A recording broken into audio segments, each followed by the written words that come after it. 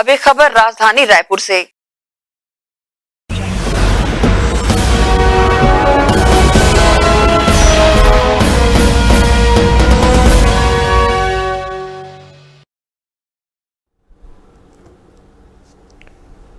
कल पुलिस ने 6 लोगों को रेमडेसिविर इंजेक्शन ब्लैक करते हुए पकड़ा।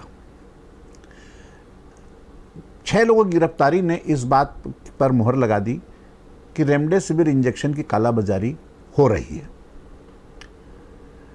सवाल इस बात का नहीं उठता कि कालाबाजारी हो रही है, सवाल इस बात का उठता है कि कालाबाजारियों के पास वो इंजेक्शन आए कहाँ से, वो आखिर इंजेक्शन किसके लिए थे, किसकी जिंदगी छीनकर वो इंजेक्शन कालाबाजारियों तक पहुंचे, ये महत्वपूर्ण सवाल है जिस सवाल का जवाब अभी तक पुलिस दे नहीं पाई है।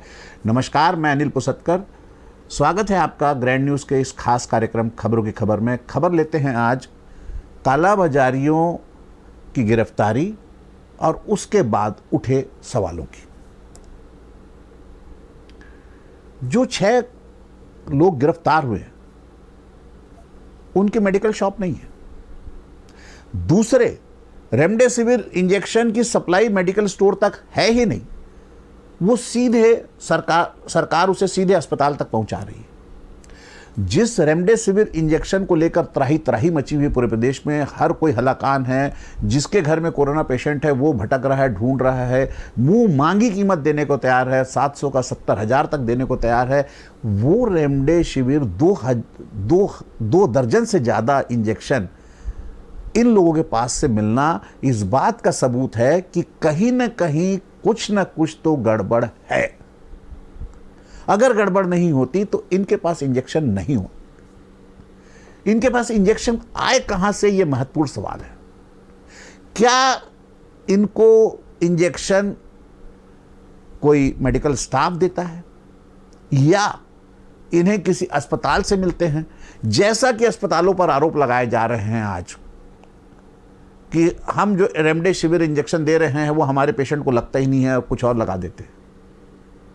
तो क्या उस बात पर जो वो अफवाह है जिसका कोई तथ्य नहीं है, हम उसको प्रमाणित भी नहीं करते, तो जो ऐसी अफवाहें हैं क्या उसके लिए भी ये तथ्य जो है, ये जो बरामदगी है इंजेक्शनों की, ये इस ओर चुगली नहीं करती? और फिर पुलिस की कार्रवाई, तत्काल गिरफ्तारी और उसके बाद हड़बड़ी में उनको जेल भेज देना। एक ठुक चिंदी चोर को पकड़ते हैं, उसके पास अगर एक चोरी की चिंदी मिलती है तो उस चिंदी के 100 कारोबारियों से पुलिस जो है 100 कारोबारियों से पुलिस पूछताछ करती है कि आपने तो नहीं खरीदी, आपने तो नहीं खरीदी, आपने तो नहीं खरीदी। चिंदी एक, चोरी एक, और व्यापारी 100 को तंग करते हैं। तो इसमें अगर 2 दर्जन इंजेक्शन बरामद हुए तो क्या 2 दर्जन लोगों से पूछताछ हुई या किसी एक आदमी से भी पूछताछ हुई कि ये इंजेक्शन आपने दिए हैं, या इन लोगों ने बताया कि इंजेक्शन लाए कहां से? ये बना तो नहीं सकते घर में कैसे बनाएंगे? खरीद भी नहीं सकते क्योंकि मेडिकल स्टोर में है ही नहीं। तो फिर इंजेक्शन आए कहां से? अगर उनके पास इंजेक्शन है और वो लगातार इंजेक्शन बेच रहे थे या कालाबाजारी कर रहे थे, और ऐसे बहुत सारे लोग जो हैं, रेमडेसिविर इंजेक्शन आज भी बाजार में उपलब्ध हो रहा है ब्लैक में, जो लोग बोलते हैं मैं दिला दूंगा, मैं दिला दूंगा। जुगाड़ की बात हो रही, तो जुगाड़ कहां से हो रहा है?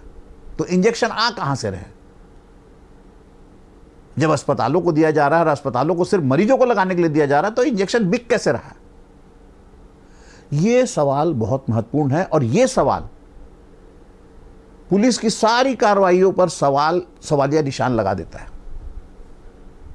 कि आखिर उनसे पूछताछ हुई क्यों नहीं, उनको रिमांड पे लिया क्यों नहीं गया। यह सरकार की किरकिरी करने वाला सवाल है। सरकार रेमडेसिविर जरूरतमंदों को पहुंचाने के लिए पूरी ताकत लगा रही है। सरकार ने इतना कड़ा फैसला लिया कि जो है मेडिकल स्टोर को ना देकर सीधे अस्पतालों को इंजेक्शन दिया जाएगा। इससे महत्वपूर्ण फैसला इस सरकार का और कुछ हो नहीं सकता कि जो जरूरतमंद है, जिसकी जान बचाने के लिए इंजेक्शन जरूरी है, उस तक इंजेक्शन पहुंचाने की सीधी व्यवस्था कर दी कि आप सीधा जो है अस्पताल तक जाएगा इंजेक्शन। वो इंजेक्शन अस्पताल तक न जाकर इन तक आ रहा है, तो इसका मतलब सरकार को बदनाम करने की साजिश है ये।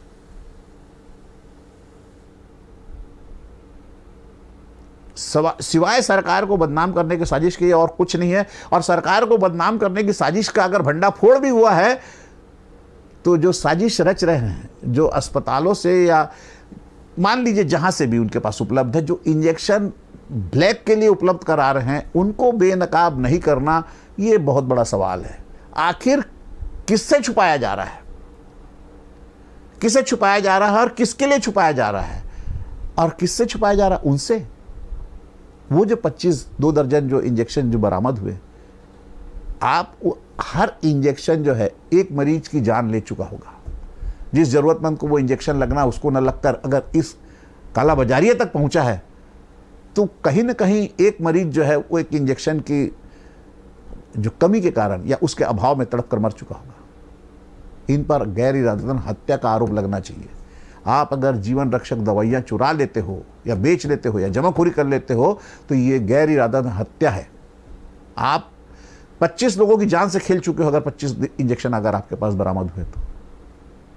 छोटी मोटी बात है। जो इंजेक्शन लोगों को मिल नहीं रहा है, वो इंजेक्शन आपके पास मजे से है और आप ब्लैक कर रहे हो, वो भी जान बचा, जीवन रक्षक इंजेक्शन। आप उनका दर्द पूछिए जिनके पास इंजेक्शन नहीं, जिनका मरीज जो है तड़प रहा है, रो रहे हैं, अपने परिजन को मरते हुए देख रहे हैं, लेकिन इंजेक्शन उपलब्ध नहीं हो रहा, और यहां पर देखो तो बेच रहे। ये सारे सवालों के जवाब सामने आना चाहिए कि इंजेक्शन उन तक पहुंचा कैसे, इंजेक्शन उन तक पहुंचाया किसने, और ये मामला कब से चल रहा है, और ऐसे और कितने लोग हैं जो इंजेक्शन की कालाबाजारी कर रहे हैं। अगर इन सब सवालों का जवाब नहीं मिलता, तो फिर पुलिस की इस कार्रवाई का कोई मतलब नहीं। नमस्कार, अगले अंक तक के लिए दीजिए मुझे इजाजत।